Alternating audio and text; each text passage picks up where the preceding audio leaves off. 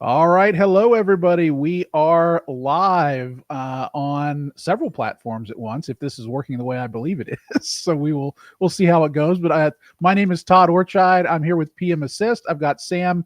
Is it Eddinger or Eddinger, Sam? It depends on who's yelling at me. So, Gotcha.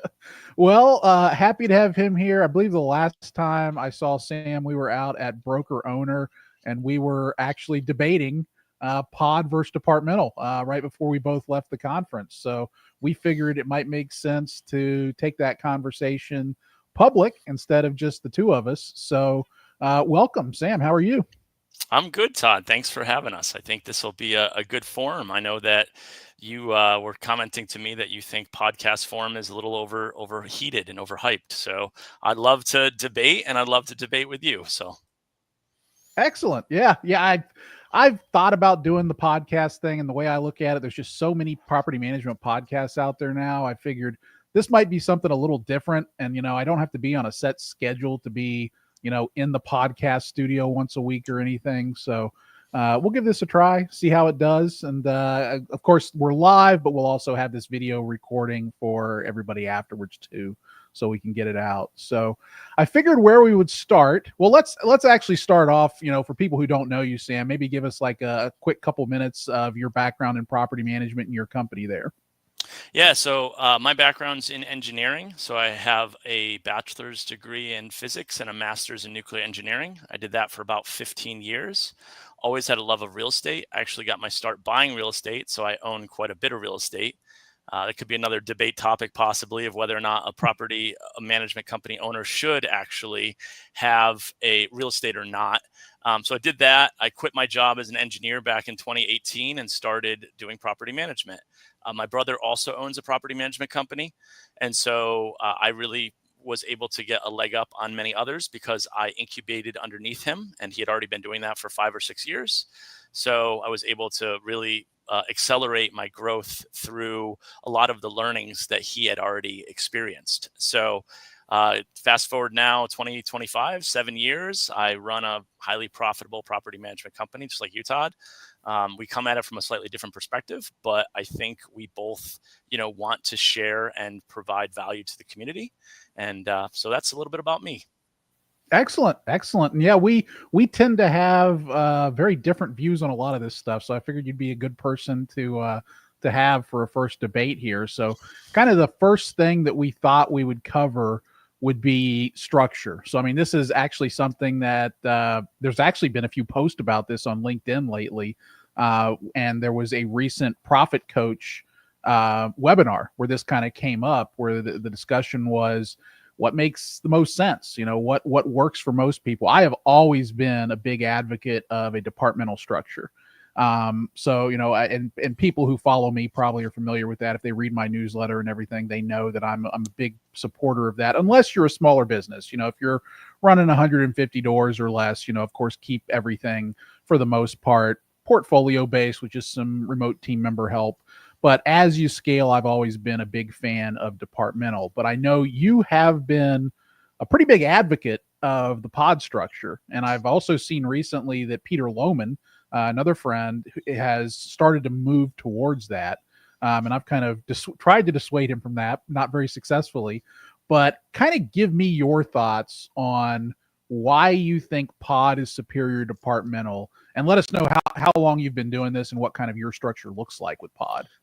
Yeah, so when I started, I've been in every single different structure. I started, probably more portfolio, and then I went to a hybrid, and then I thought about departments, and now I'm really strongly in pod. A lot of the thinking for me behind it is I don't know how to get to 1,000 units, but I know how to get to 300 units, and I can run 3 pods to get to 900 units. So if you think about it in compartmentalizing what needs to be done, you can just basically take one pod and replicate it across the area. So that's one of the reasons why I love it, because from a complexity issue and trying to change strategies on how you do certain things like task management, things like that. When you get to 1,000, it becomes a little bit more potentially complex. Whereas if you have a 300 and each of them are isolated, you can actually have it so that you can scale, I believe, a lot more efficiently and effectively. So that's one of the big reasons that I have, but I've got a lot of other reasons why I think it's far superior. I think that you actually can have higher profitability. I think you can have higher customer satisfaction. I think a lot of those you can have cross training.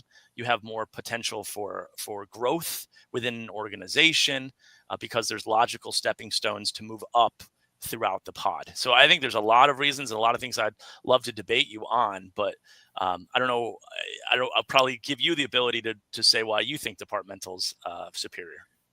Yeah, I mean, there's a few things that you mentioned there that I would quibble with that we'll, I'm sure, get to. My view on departmental is that, I mean, number one, it's easy. It's very easy for me to just add an additional employee in whatever area that we need them to be added to if we're just in a departmental structure. It doesn't take, it's very easy to train because it's highly specialized. You're either in maintenance or you're in leasing or whatever it may be. So there's very little cross training or anything that needs to be done. This is what you're going to work on. So it's very easy to train for a specific role. It's also very easy to hire for that role. I'm very big on personality testing and everything for hiring. And one of the very first things that any psychologist who does work in labor psychology will tell you is people are specialists. They are not, the Renaissance man is a rarity. Someone who's able to do a lot of different things really well is very hard to find. But it's very easy to find someone who's going to be very good at maintenance coordination, for example, or very good at processing applications. And trying to find someone who can do a lot of different things across a portfolio is very difficult. And keeping those people is even more difficult because it's stressful. If you just do the same thing every day, it's very easy to just keep going through and doing that day by day. But if you're handling everything from accounting to maintenance to leasing, that's rough. And that's why turnover is always very high when it comes to portfolio structures. And pod, of course, isn't portfolio, but it's sort of a blend, I would say, depending on how you've got it set up. So, I mean, those are Yeah. some of the reasons that I have some issues there. But I mean, what are your initial thoughts as you hear that? Yeah, so my initial thought is I have specialization. I have 6 people in my pod or 7 people in my pod, right? And In so one I pod? actually in one pod, I consider my Okay. pod to be single person departmental, right? And so I That's have interesting. So a that's not the client. typical pod though, right? I don't know how most people typically do it, but like I scaled up, and when I started with like 3 people and I had 2 pods in each organization, and then I went into 4, and then because we only have one pod, we're at close to 400 units, and there's like 6 people. So I So can, what are yeah, the good. people in the pod then? I mean, just so everybody knows, I mean, the typical pod model is usually 3 people, sometimes 4. Usually you've Yeah, got the owner person, the yep, resident person, and the yep, maintenance coordinator. And sometimes you got a leasing person. So that's a yep. So typical pod. So what does yours yeah. look like? So it's those functions, those 4, as well as a field tech, a field person to do inspections because we don't have on-site pros or anyone else in our company. So I need someone to do move-ins, move-outs, be eyes of the organization, and then I have an accounting person. Okay, So those would be the gotcha. 2 additional functions. So if you added, say, an additional pod, so let's say you grew to 900 units, and let's say you needed 3 pods, do you envision it that you would have an accounting person in each of those pods, or do you think you would have that function broken out and become a department instead? Yeah, so I think in accounting, the way that I have it, it really is it's a department within the finance organization. So it happens that we currently only need one person, but that one would probably be departmental, and we'd figure out how to divide the work up. But in general, the remaining functions would all be throughout the pod. So that's how I would do it. Now, with respect to that, we're thinking about breaking up into 2 pods. So the concept historically that I've done to simplify it a little bit is like leasing. So some of the challenges is like leasing should be able to do 600 units, right? Because we don't have that much leasing, and you do applications and how we structure it, it can probably do 600 units. Our maintenance coordination can probably do 600 units. So to some level, I do share amongst 2 pods. Let's say if I was less than 600 units. But when I was doing it before, what we would do is if we wanted to have a slightly smaller pod, is we would do client facing and field inspector, because the client facing person was US based, and maintenance coordination and resident experience stuff was a virtual, a remote person. And then the leasing specialist is a remote person, and I oversee them with a licensed person because we have licensing requirements. So that's how we do it. If we want to make it smaller, we can do like essentially a kind of a 2 or 3 person pod model if we don't have as many units. But that's how I've scaled up to a full-fledged pod. And like you said, a lot of people want to do it to 300, but I was like, let's see if we can push to more like 450. And so that's how I have like the 6 or so people. Do you think you're going to, as you grow to say the 900 doors, what do you think, what's your current plan? Are you going to break it into 2, or do you think you're going to break it into 3, or what do you think that's going to look like at that scale? Yeah. So my whole philosophy on this is that you get to a point where you're deciding to break off or not. And right before you do that, you look at all of your owners and you decide who are the owners that you decide you wouldn't want to deal with, right? So it becomes a natural inclination to try to cut, right? Before you hire, you cut. But then if you decide, nope, my owners are good, I want to expand, well, then I would break it off. And you could do like a 3 and a 4, a 300 and a 150, right? And so it could be like, you kind of pull one person across and maybe hire one more person. And then you would basically earmark people into the different pods based on the work arrangement areas. You can do things like that. It gives you a lot more creativity in how you want to do it for the owners. Maybe you have a client success manager in this case that's better with certain types of owners, maybe the anal retentive ones, and these are the ones that don't ever want to be bothered, right? So you can kind of somewhat try to match personalities a little bit with the owners in the pods, because again, our big point is we want to be able to provide this great experience, which is based on relationship building from the client success managers. And that's one of the reasons why I love pod. Yeah, and that's one of the reasons I hate pod, which is kind of interesting. I mean, I do agree with you in the sense that you are able to develop that relationship a lot better with a pod structure, because you usually got one person dealing. You got a single point of contact in most cases, which owners, a lot of owners tend to like. I think, and tenants. And tenants for that matter too. I mean, and vendors, but right? Yeah. So I mean, like when you have one person. Yeah, I mean, the problem that I see there, though, is that you are really setting yourself up for failure later on. If there's 2 scenarios that I can see here, and these are real world scenarios that have happened to lots of people. The first one, of course, is your single point of contact that those people love just decides to quit the company, and now they're all pissed off that their single point of contact is gone. They're used to it. Now they got to get used to somebody new. They don't like the new person, and suddenly churn skyrockets. So that's one. The bigger concern I have, though, is something that's happened to a number of property managers I know, including some of my consulting clients.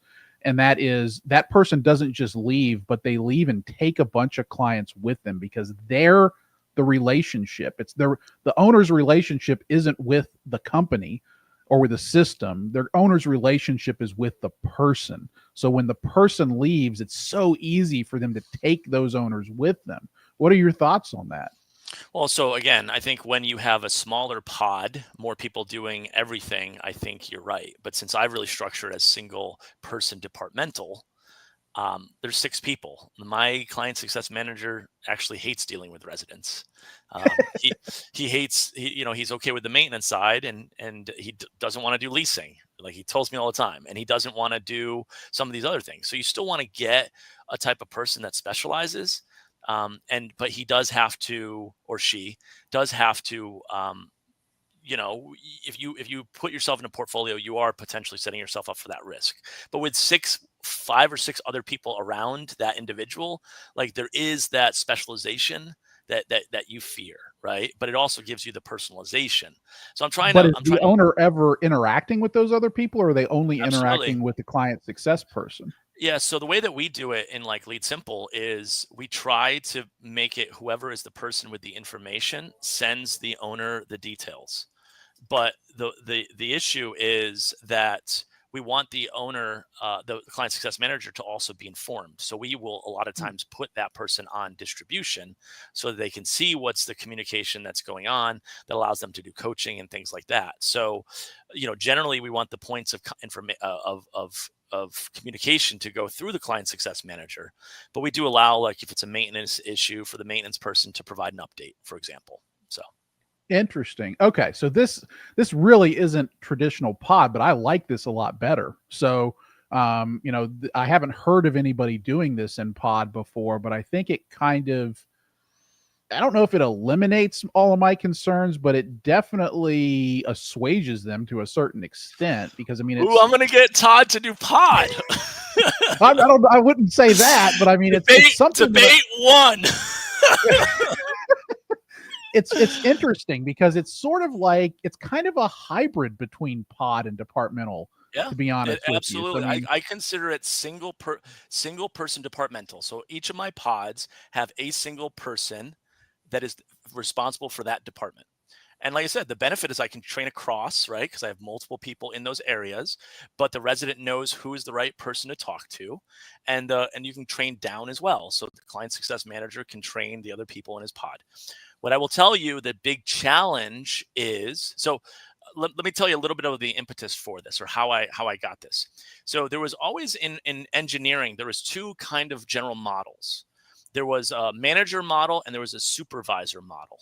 So Todd, do you know what the difference between a supervisor and a manager is in general, in kind of like an engineering parlance? Any no, idea? I mean, I don't have an engineering background, so Sure. you'll So definitely a tell me. manager would know nothing about the technology, right? They would just Gotcha. manage people.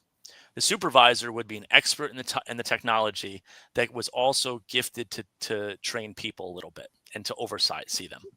So the client success manager, he has to be great with the owners and doing the work, as well as leading the people, right? Mhm. It is a very, very difficult position to get to, but that's why I really love the concept of being able to promote internally, so that you can promote people into those levels. And the client success manager and how I have it set up does not have to be local, right? It can be a remote team Sure. member, right? And so that's a really, really strong benefit. And so but the point is, if you have that person that can both manage and do the work themselves and lead, right, then you don't have all the extra overhead that the person is just a glorified manager, right? They actually are ones that are also doing the work. So the fraction of your overhead, I believe, goes down if you can Hmm. have a good model. And so I believe you can make more money because you actually don't need as much overhead. So that's one of my big reasons why. Like, if you're me and you're 400 units and you're departmental, like, you have a person and a manager in each and every individual department, like, in it taken to its logical form, that's Well, true. no, I mean, I would say most PM companies that are departmental at that size don't have that layer of management, which is why when you get to the 800,000 door level, usually profitability drops again because that's when you're starting to add that layer of management, and that gets expensive. I mean, Yeah. that's why I tell most property managers don't grow beyond 1,000 doors unless you're planning Yeah. to grow to 5,000 because it just Well, doesn't make sense. and that's why I think in my situation, you can scale profitably, right? Hmm. Yeah, Because more easily, definitely, Because if you're doing absolutely. it with the pod, I don't have to hire more managers. I just need to get good pod leaders, The right? problem I see here is, so how are you going to avoid the Peter principle though? I mean, how are you're talking about promoting within the pod. What I worry about there is you've got someone in one of the other positions in the pod and they're being promoted up as let's say people leave or you break up pods and you have to move people up. How are you avoiding the situation? This person you hired is, say, a maintenance specialist is now working their way up and now they're the leader of this pod. It seems to me that you're just going to hit a situation where someone who's really, really great at maintenance coordination, but sucks at people management is going to work their way right up to the point of incompetence. Yeah. So the way we're doing that is a lot of leadership development. So that's going back to the people side of things versus process. Is we read books as a company together. So we read and as a leadership team. So right now we're reading as a leadership team and a company, Extreme Ownership. We read one called Five Levels of Leadership. We've read Death by Meeting. We've read Five Dysfunctions of a Team. We've read Traction. We've read Measure What Matters. We read a whole bunch of things. So in a lot of those areas, we're doing leadership development regularly. And we do one-on-ones and we coach. So my logical number person that I was going to promote, I had a heart-to-heart with him recently. I said, hey, would you want to become a client success manager? Because I think you have all of the gifts to do it, with the exception of, you're not as process focused. And he said, no, I love being a maintenance coordinator. And I was like, and he said, but I could do it for both pods. I don't need to do it. I think I could do it for 600 units. So don't hire a maintenance coordinator. Just let me do it for both. And I'm like, all right. So I think it's about having those type of conversations and really starting to learn and understand your people. And it's having that intimate relationship with your team. And so that's what we're trying to do, is really do a lot of leadership development and coaching. And when we identify people that could potentially be candidates for it, we end up doing that. So in my form, I was talking to my number two, my true number two. He's an ops lead that does a lot of sales marketing for me. He kind of floats wherever we kind of have the big project. I told him that if we broke off, I was going to make him a pod leader. He would be the ops lead and a pod leader, because there's not that much additional overlap. And then we would give him one additional person. And then he would have a field inspector that's shared, and a leasing specialist that's shared, and a maintenance coordinator that's shared. And he could have one other person to kind of help him with those functions, because there is certain portions of the company naturally that can do more units than others. And so trying to balance the workload can be one of the hard parts. Would you, so I guess where my disconnect on this is that my view is that this is leadership ability, and the ability to actually advance your way up the pod is personality based. It's not development based. I mean, I can't take someone who's got the personality fit for to be a great accountant or bookkeeper and turn them into a leader. It doesn't matter how many books they read. It doesn't matter how many seminars I send them to. Someone that has that personality, that's just not what they're going to be good at. So, are you envisioning that you can move anybody up this pod and you can develop them regardless of personality? Or is the idea that you're going to find the right person within the pod and work their way up? Yeah. So my perspective is it's more about knowing your people and knowing who's got the aptitude and the desire to do that. Right. So my accounting person's a great doer, right? He's fantastic. And I was having a conversation with him recently. I said, his name's Chandra. He's from India. And I said, Chandra, I know you're getting really busy. We might eventually have to hire another person. And if we do, again, that's going to be a department. We're going to have to, have you kind of figure out and how to manage and disperse the work so that it's done effectively. So he's going to have to learn a little bit of management skills, right? I don't think they're really significant management skills. Like he's not going to do he's not going to do, for example, things like HR related, performance reviews necessarily. But like I try to believe that every single person can develop some leadership aptitude. It doesn't mean that I'm going to put those people into positions of the Peter principle. Like I understand your concern completely. With that said, though, I had a situation with one of our employees where I put him on an employee improvement plan. And I know this is the rare instance, but I continued to build into him, explain to him where he was falling short, and he's a rock star that's killing it right now.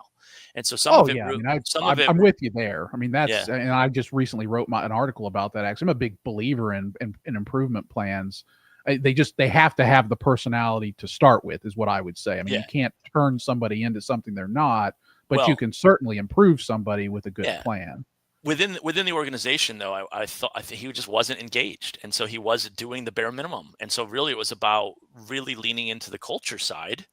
And then now he's fully engaged. He understands, and he's killing it. And so now I'm starting to think about him into a position where he could actually become a client success manager, right? And some of these people, like I'm even eventually going to try to promote them to like integrator. Like my one of my guys from Mexico. I'm bringing him to the systems conference this year. I'm gonna have him give a talk, and he's doing stuff in Notion for me. He's doing a lot of my Lead Simple build outs now, and like I'm trying to teach him how to be a great integrator, because that's something that like you and I are uniquely gifted at. So how do we teach people to do it so that we can really step into more of a visionary role? Even though I'd say you and I are not good at those, how do we go about doing that a little bit more? And so because I can teach anyone, I could train him to be a good integrator. I don't need to be an integrator. I just need to train, right, and teach. So a lot of that's what I'm doing, and don't get me wrong, it's challenging. But when I look at my numbers, like I'm running, and this is with extra staff in the U.S. I'm consistently running a DLER of over 7 right now. Right? Nice, that's fantastic. So, and I think I can get it up to 8 to 10. right? So like we're doing, and again, and this is, and when I say that's 7, Todd, this is with a revenue per unit of like $250 to $300. So it's which we're not going to like get to. yeah, it's not like my revenue per unit is like yours, right? Where I would hope you can do a 7 if your revenue is so high, but like, but it's a lot of it's just training and building into people, and like, and like you said, my cult, like most of my hires, I'm getting from people that are like, my friend should join, my this should join, my that should join, and you've got a good company when people are willingly giving them their best friends' names to do it. It takes a lot of time and effort, but I actually think pod and structuring it in that way can kind of allow you to organically go from a smaller size to a bigger size more naturally than even a departmental structure. The main reason I disagree with that point, I think, is that I see that, and you haven't gotten here yet, but you're about to, I think, where you break it out into a second pod. And I think what is going to take place here is a period of chaos. I think what's going to happen is when we split these pods up, and now we're going to have to take, let's say you get to, I don't know, 500 doors, and then you decide, okay, we're going to break this into 2 pods. One of them will be 300 doors, one of them will be 200. Well, now suddenly all the people that were used to dealing with the people in this one pod, now they're being moved over to this other pod. And the way I look at that is it's very similar to what we see when we do acquisitions, where people get mad that someone moved their cheese. And it doesn't matter if the new people are great. It doesn't matter how well they're trained and how great of service they're going to provide. It's still just a matter of somebody moved my cheese. I was used to having it over here, and now it's over there, and now I'm pissed off just because of that. And when someone has been instead conditioned to be used to a departmental structure where they don't have those single points of contact, they don't care because that's just what their expectation was from the beginning. But when they get moved around, now they do care because that wasn't their expectation. Sure. So I just worry that there's going to be this period of chaos every time you have to add on a new pod that you don't have when you do departmental, and just continue to add people to the department. Yeah, or like you said, if the department person leaves, right? What I will say, and this is, I think, why most acquisitions want the owner to stay on for some period of time. The guy's still there, right? It's just a transition, right? And so it's about, the organization's still the same. So I think there's less chaos than in an acquisition, because in an acquisition, everything is changing. The only thing that's changing in ours is the person. And I get it; it's relationship driven. What I will say, though, one of the ways I lessen it is I have quite a bit of real estate myself that I own. So I'm always one of them that's going to go over, right? Because that will mitigate some of the chaos itself naturally, right? And so, but I think having the comfort in the interim that the other person is still there if you need them to, can lessen the blow. I have been to, and again, I try to do it more through personality. Who would be a better personality to do it? So I had, one that was more inspirational. I had a 2-pod. One of the guys ended up leaving, and then I combined them together. And so in that situation, like, he was more inspirational. The other one was more like process driven. And so one that needed a little bit more hand-holding and motivation, I would give to that guy. And the other ones, some of the other ones. So I think some of it is we would, profile the owners a little bit and understand who would match the personality with the other person, and then try to earmark some of those people over there. I haven't pulled off in a while, but that's kind of some of the thinking that I was in how I would ultimately do it. Some of them try to do it geographically. I think that's a terrible idea, because then you have two client success managers that are managing you. You want to keep every owner having one point of contact. Yeah, I guess what I'm still struggling with on this is why. Why on earth would I do this? Because it seems like there's so many more pieces I have to fit together, as opposed to just the simplicity of departmental. I mean, that's one of the things I love so much about departmental is it's so damn simple. I've got, my leasing workload has increased, so now I just add a new leasing person. My maintenance workload is too high, I just add a new maintenance coordinator. Yeah, I can do that as well. But no, because you have to break it up into pods as you grow. I mean, that's the difference. Because the way that I do it is I end up having a smaller pod, and I need more people. Well, then I just add one to that same pod. Right? Yeah, so but at some point you're going to be adding new pods, and you're going to have to be moving people from one pod to the other, and that doesn't take place in a departmental structure. Sure. There's no there's no new pod to create in departmental. All you're doing is adding a new employee to an existing department. So I Yeah, mean, there's none of the structural changes that have to take place there every time you reach that growth threshold that requires the new pod. So sure. it seems to me like it's just adding a layer of complexity that isn't necessary. I don't see what problem you're solving for there. So one of the problems that I'm solving for is with your departmental, how people have to spend 5-10 minutes trying to be prepped on the issue every single time because they weren't the person working on it. So the level of inefficiency that you're going to have in a departmental, because no one is dedicated to that specific portfolio of properties, causes an inefficiency naturally, right? Whereas mine doesn't, because that same person has been working on that portfolio the entire time. They already have the tribal knowledge, right? Um, One of the things also about it is Lead Simple's built, really, it's built for pod, right? With the whole concept of property groups.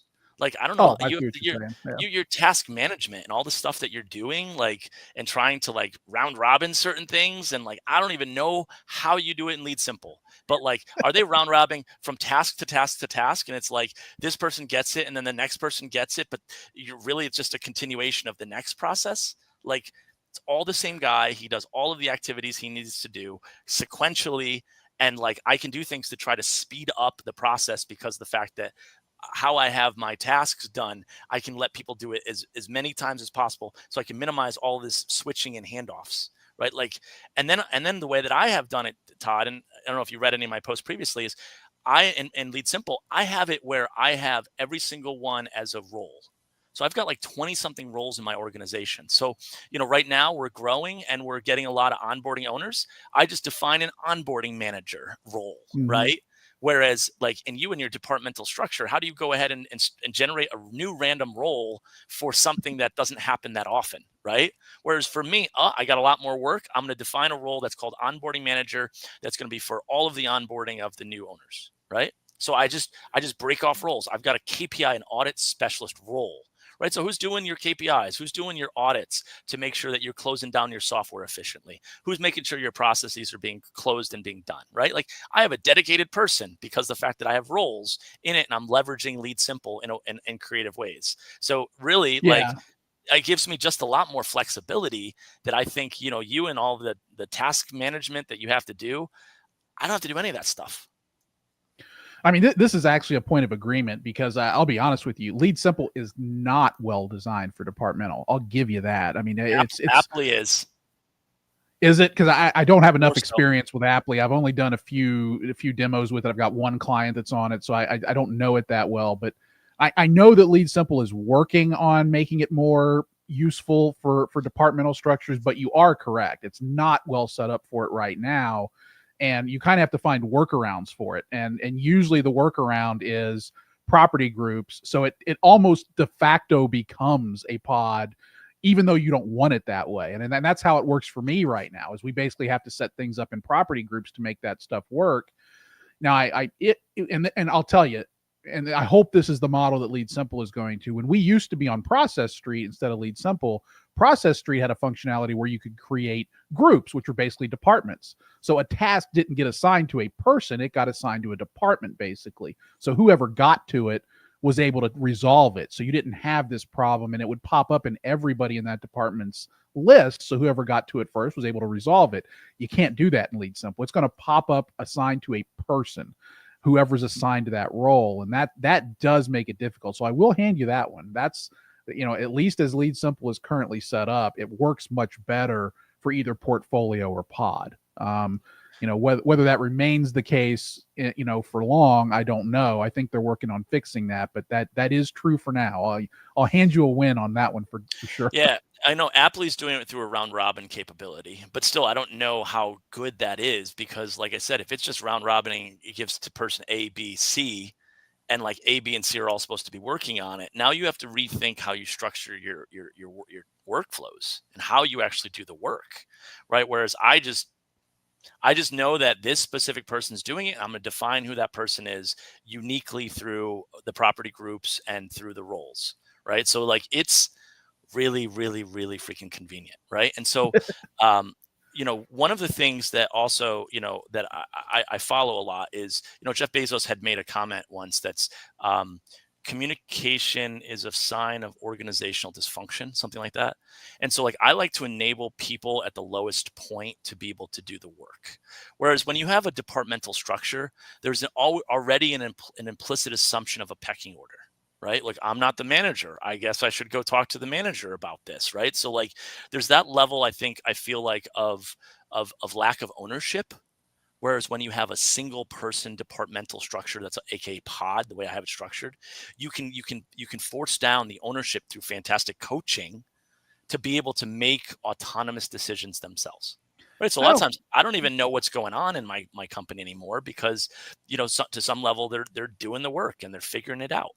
Yeah, but I mean that I don't think that's so much a structural issue. I think that's more of a cultural issue because I have no idea what's going on in my business either, to be quite frank with you, because and we're departmental, and the reason is we've just set up our processes and our culture at the business where people they're able to do the work without having to, at least rarely have to come to me. I mean, I spend maybe a few minutes a day having to deal with escalated issues that get up to me, but I mean, I think that's more cultural and everything than it is structural.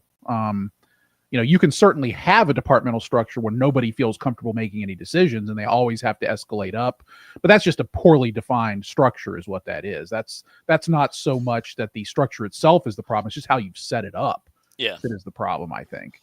It's possibly true, but like I said, I just know that a lot of times when there's a manager, people, a lot of times it may dissuade them from doing it. The other thing that from departmental that I've heard is, naturally speaking, it's easier for people to hide, right? Because if you have 3 or 4 people within a department, there's one that's going to work more than they need to and one that's going to work less. And so it naturally causes a little bit of strife within a department.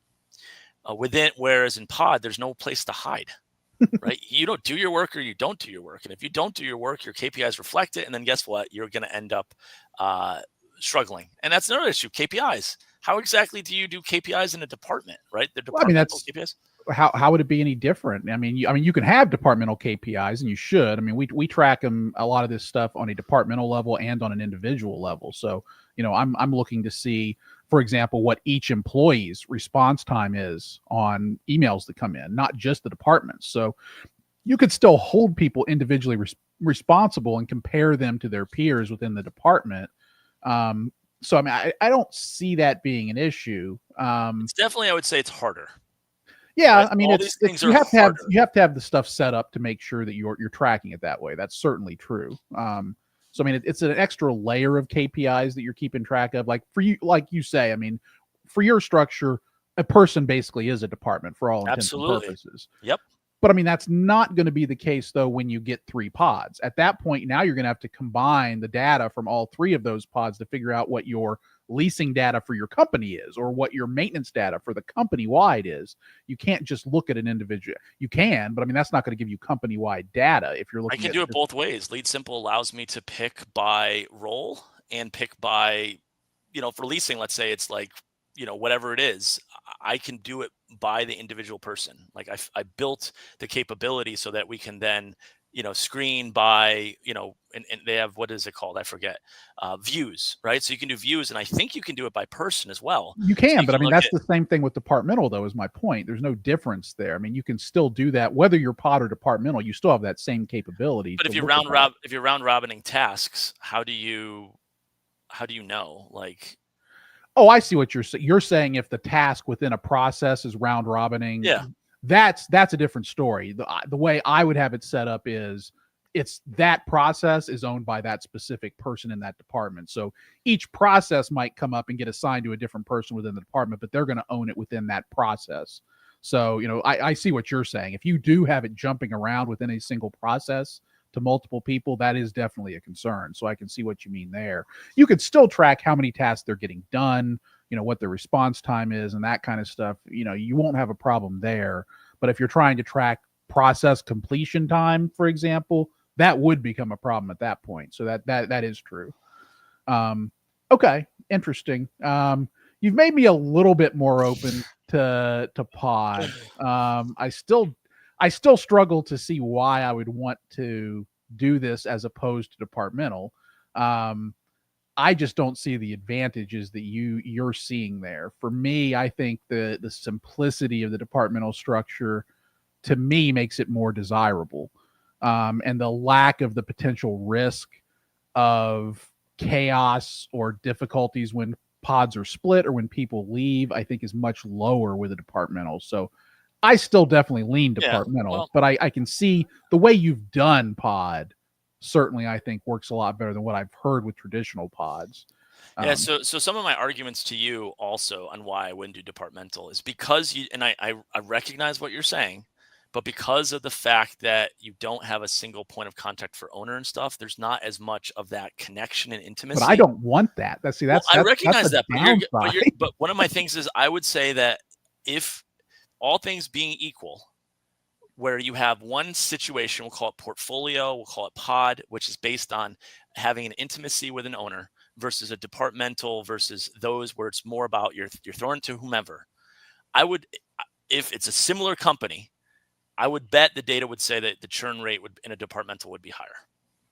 I That would think be it my bet. probably depends on the type of customer. So, I mean, or type of client, I should say.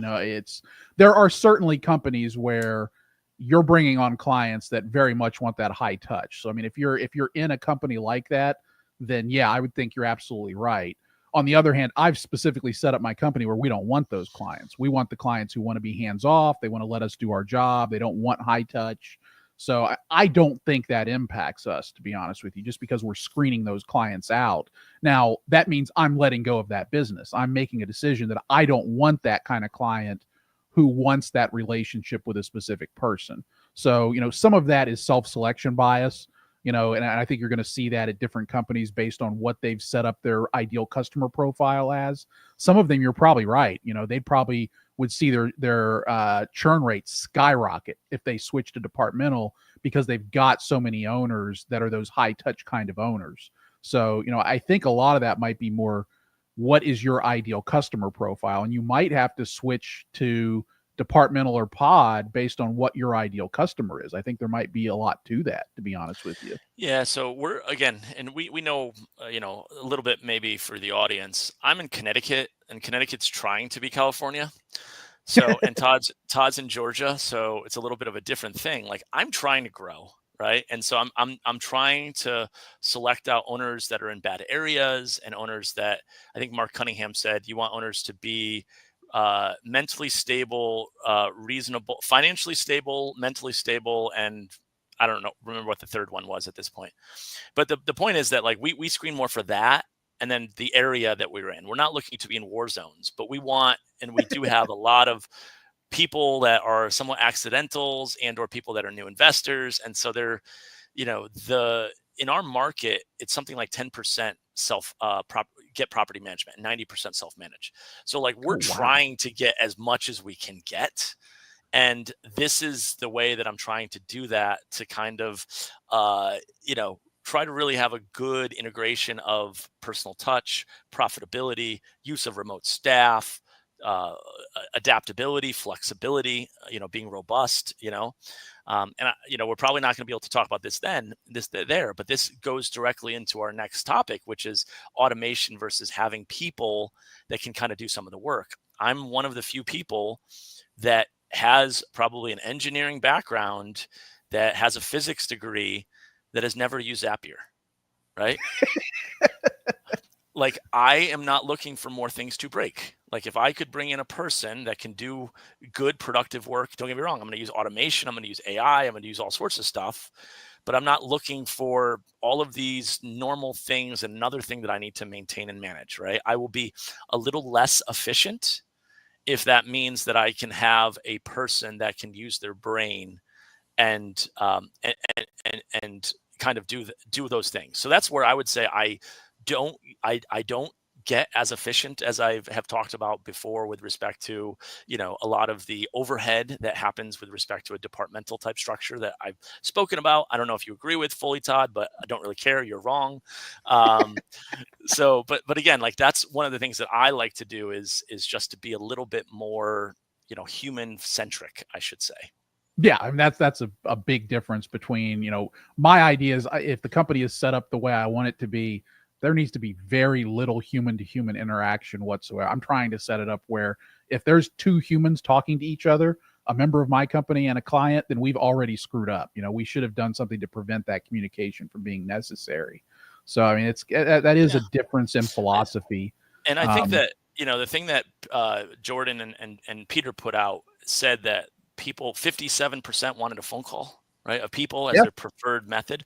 And so, like, we're trying to be, again, I just like you, I text, I email, try to use bomb videos, right?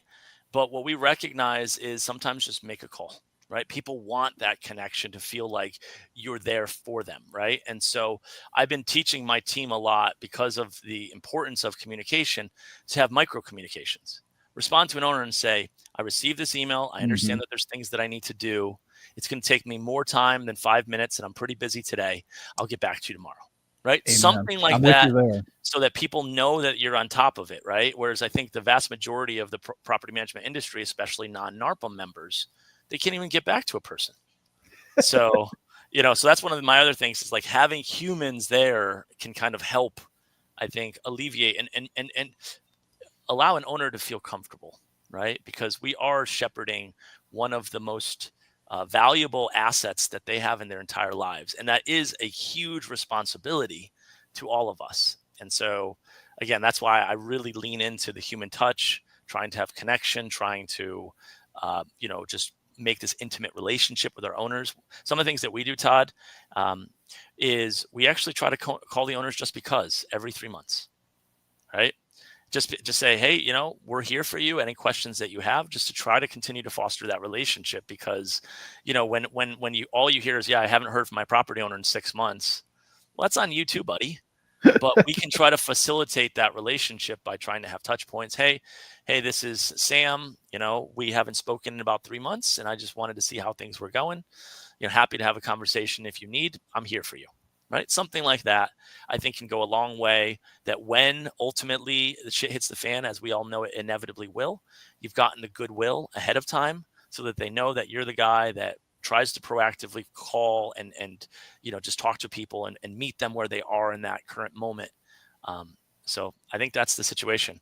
The one other thing, I would love to dive into this more, because this is a subject I would love to, and we had like 3 other topics too that I was hoping we could cover, but we had a great talk on structure here, and unfortunately I have a Zoom call that I have to jump on with my friends at Second Nature, so I've got to bail. But I hope you'll come back, because I'd love to.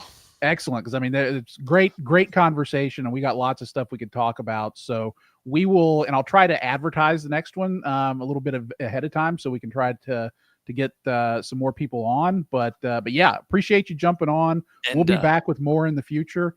And if you like this, you got to hashtag Team Sam or hashtag Team Todd. Love it. You're going to find out who's going to be the one that actually people think made the more compelling arguments. So beautiful. I think this was obviously hashtag Team Sam, since you said I like Pod a little bit better than I did before. I'll give you that. You swayed me a little bit towards your way, so I'll give that one to you. Perfect. All right, Sam. Well, I will see you on the next one. We'll get another one set up. We'll let everybody know about it. And thank you, everyone, for showing up today. See you guys. Thank you.